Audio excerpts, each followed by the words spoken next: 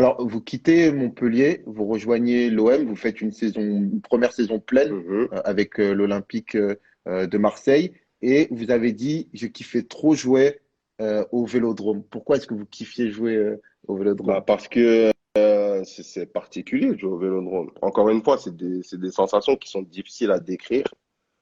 Mais Essayez un petit peu. déjà, je pense que c'est déjà, t'arrives dans un où tu sens la différence. Parce que Montpellier, j'étais l'enfant du club. Voilà, j'ai fait toutes les jeunes sections. J'étais en équipe de France depuis U16. Bon, je me suis pavé le chemin, on va dire, parce que j'étais un peu au-dessus et tout ça. Après, tu arrives à Marseille, c'est un club différent. Déjà, c'est un club, tu sens la pression. Tu sens la pression du club, tu Mm. sens la pression des supporters, il faut tout le temps gagner, parce que les matchs nuls, ça ne nous convient pas. Donc, tu arrives déjà dans une atmosphère où c'est complètement différent d'où tu viens. Et après, bah, le vélodrome. Le vélodrome, c'est, tu arrives tous les week-ends, euh, tous les week-ends, 50 000 personnes. Et franchement, enfin, quand tu marques, le bruit que ça fait, ça explose la ville, en fait.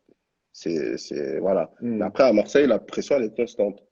C'est tout le temps. Tu Mm. vas à l'entraînement, tu vas te balader dans la rue, tu vas faire tes courses, tu vas au restaurant. C'est tout le temps, en fait. Ça te suit tout le temps. Si tu veux vraiment Mm. décompresser, il faut prendre l'avion et sortir de la ville. Sinon, tu es tout le temps dedans. Que ça soit le facteur, voilà, c'est Mm. comme ça. Mais voilà, quand tu es Mm. passionné de foot, Et est-ce que bah, ça... vivre ça, c'est bien aussi. Mm.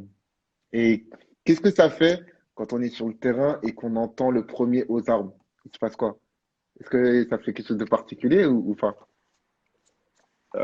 Moi, bien sûr, ça fait quelque chose de particulier, mais moi, le truc que j'ai retenu, c'est quand il y a un but, quand tu mets un but, c'est, Mm. tu sais, on dirait que le stade, il s'effondre. Moi, c'est vraiment ça qui m'avait choqué.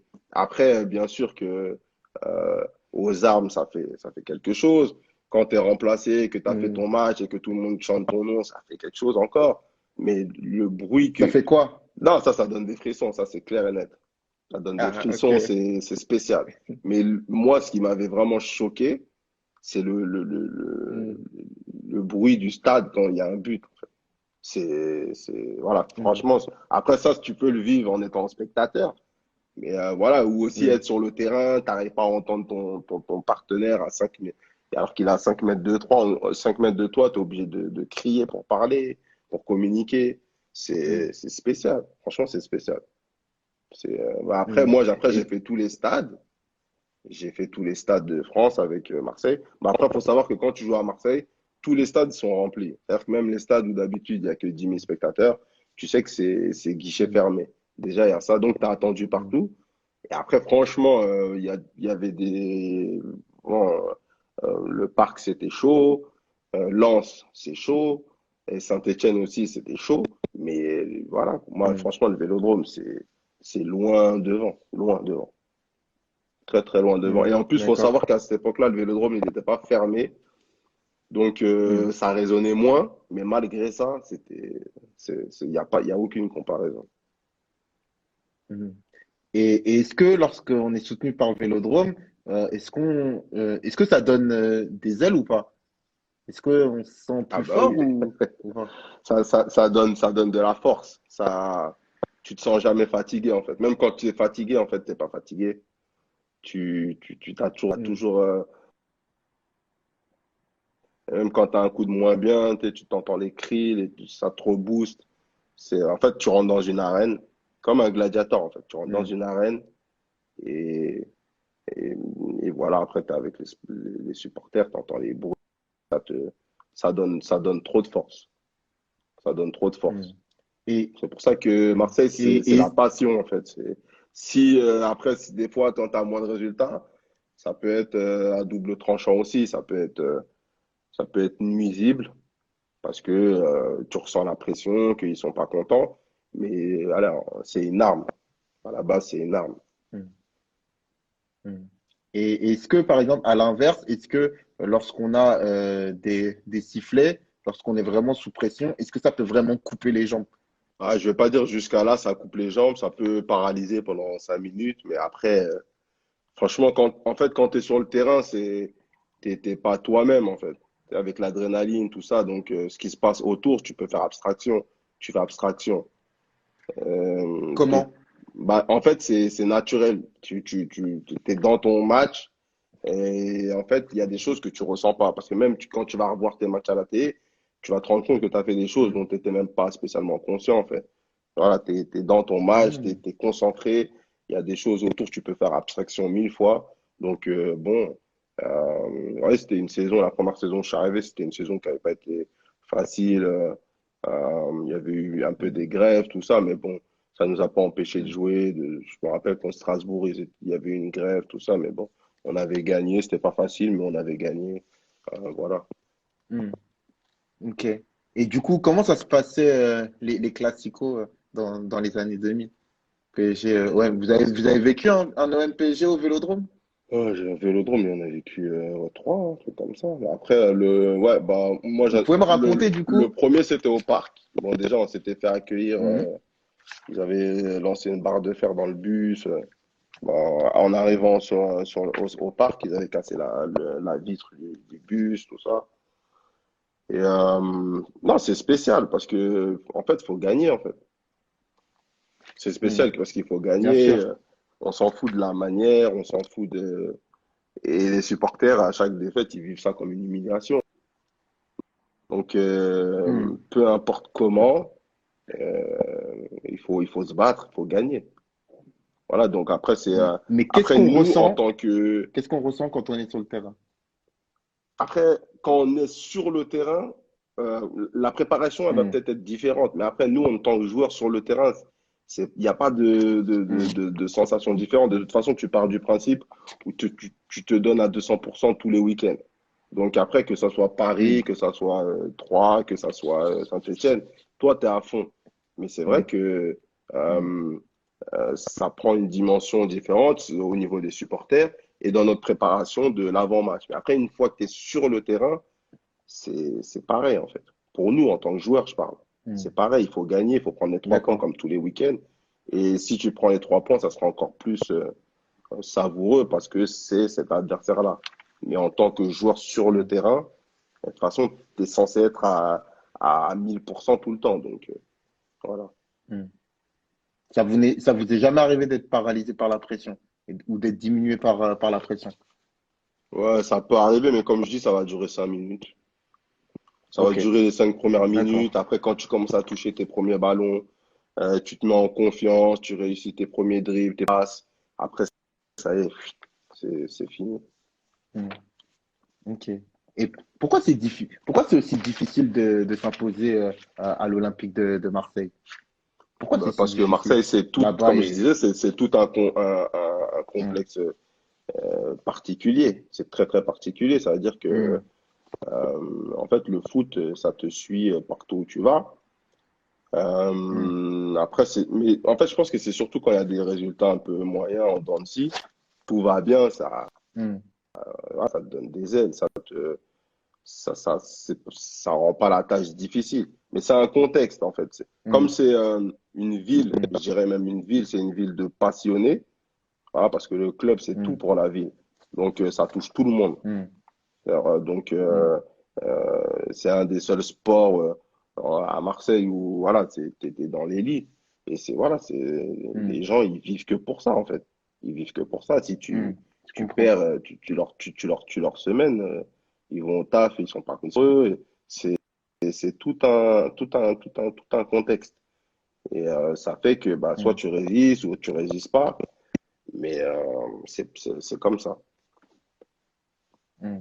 Et vous trouvez ça, alors je ne sais pas si normal c'est le terme, mais est-ce que c'est responsable que justement que le bien-être des gens, de leur quotidien, il repose sur vous, Je sur les dirais pas gens? que c'est responsable. Est-ce que c'est quelque chose de... Je dirais pas que c'est responsable, mais je dis que c'est la passion, c'est comme ça, il n'y a pas de limite. Dans la passion, il n'y a pas de limite. Donc, Hmm. qu'on le veuille Hmm. pas, c'est comme ça. Et quand tu signes là-bas, ben, tu t'en rends compte Hmm. rapidement, donc, ou tu le sais même avant, donc tu t'engages. Mais c'est comme ça. C'est un club, c'est Hmm. comme ça. Il y a pas de demi-truc. C'est soit Hmm. tout vert ou c'est tout noir. C'est comme ça. Après, c'est vrai que Marseille, bon, Ok. ça peut laisser des traces. C'est usant, en fait. Parce que, comme je disais, Pourquoi? parce que t'es dans un contexte où Ok. tu es tout le temps sous pression.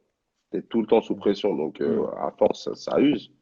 Mais moi, comme je dis, la hmm, pression, des fois, pour certaines personnes, c'est positif, hein. Il y en a, ils aiment ça, ils ont besoin de ça pour performer. Donc, hmm. ouais, ça a dû certainement arriver, mais si tu prends, je sais pas, Paris ou truc, ça doit être, c'est D'accord. un peu la même chose, hein. C'est un peu la même chose. Mais après, bon, C'est- le contexte marseillais, c'est différent. Donc, vous êtes ressorti usé, vous? Euh, certainement usé la première saison parce que ça avait très bien commencé. Après, j'ai eu des blessures. La deuxième partie de saison, en fait, j'ai Hmm, pas pu jouer comme je le voulais, en fait. Donc, moralement, hmm, quand t'as envie de jouer et que t'es blessé, moralement, ça t'atteint. Parce que hmm, tu sais que tu hmm, peux continuer sur la lancée sur laquelle tu as commencé, mais tu peux hmm, pas parce que on te met sur le banc, pas parce que t'es pas performant, hmm, juste parce que physiquement, hmm. t'as pas t'es blessé. Donc, ouais, je pense que ça, être blessé pour un joueur, c'est une des pires choses qui existent, en fait. Je pense vraiment que c'est une des Je pires choses. comprends. Parce que Hmm, tu sens que tu veux, mais tu peux pas, en fait. d'accord. Je Donc, je comprends. pense que c'est plus Alors que vous, vous ça êtes que le arrivé. Oui. contexte. D'accord, je comprends. Voilà. Ok. Alors vous êtes arrivé à Marseille dans un contexte particulier. Vous aviez dit que Marseille, c'était Dallas et vous étiez comme un lionceau dans la jungle. Est-ce que vous auriez 5 conseils à donner pour un jeune joueur là qui signerait à l'Olympique de Marseille, un Habib Bamogo d'aujourd'hui, qui quitte Montpellier, qui est le meilleur buteur sur une saison et qui, tac, va signer à l'OM. Les 5 conseils d'Habib Bamogo. Après, le premier conseil, c'est faire en sorte que ce soit le coach qui te fasse venir. Parce que je pense que quand le coach il te fait venir quelque part, sa réussite, elle dépend. C'est-à-dire que même s'il voit que tu es un peu en difficulté, il va tout faire pour faire en sorte que tu réussisses. Il va pas te Mm, laisser galérer comme ça. Et je pense que ça, c'est une des choses les plus importantes mm, de toute façon, dans tout transfert qui existe. C'est que mm, si un président te fait venir, pour moi, c'est jamais une bonne chose parce que quoi qu'il arrive, c'est le coach qui fait son équipe, c'est lui qui décide. mm, Et même si on te fait jouer parce que le président il pousse, le coach il te met par exemple à contre-cœur. Et ça, c'est jamais une bonne mm, chose parce que tous les mots de l'équipe, ça sera toi et tout ça. Bah, moi, c'est pas un truc que j'ai vécu en mm, arrivant là-bas, mais ça, c'est un conseil que je donne par rapport à l'expérience que j'ai eue tout au long de ma carrière, par rapport aussi à ce que j'ai vu sur des coéquipiers. Ouais, c'est tout, c'est des mhm, conseils vraiment, c'est global. Donc, il y a ça. mm. Après, je pense que bah, il faut être prêt, il faut être prêt psychologiquement. Faut pas arriver là-bas en se disant oui, c'est pareil qu'à droite, à gauche, que dans ce club où j'étais. Non, c'est un contexte particulier. Il faut arriver solide en fait. Il faut arriver solide et il faut pas être surpris par la passion des gens. Il faut être prêt à ça. Mm. Voilà. Après, c'est vrai qu'il faut le vivre mais bon, on peut quand même s'y préparer psychologiquement. Voilà, faut prendre conscience que on rentre vraiment dans un club différent. Même si aujourd'hui le PSG ils sont dominateurs, ok. Mais moi, pour moi, la passion qu'a le club là-bas, ça sera jamais la même chose. Il n'y a aucun club qui pourra atteindre ce niveau-là. Donc, faut vraiment se mettre dans la tête que dans un contexte qui n'est pas facile, mais qui en même temps, voilà, va te donner des ailes, va te donner de l'expérience et va te permettre aussi de pouvoir aller jouer un peu partout, hein, parce que quand tu vis ça, après, je pense que tu es prêt pour affronter tout. Donc, moi, je pense que c'est plus Ok, une expérience positive qu'autre chose.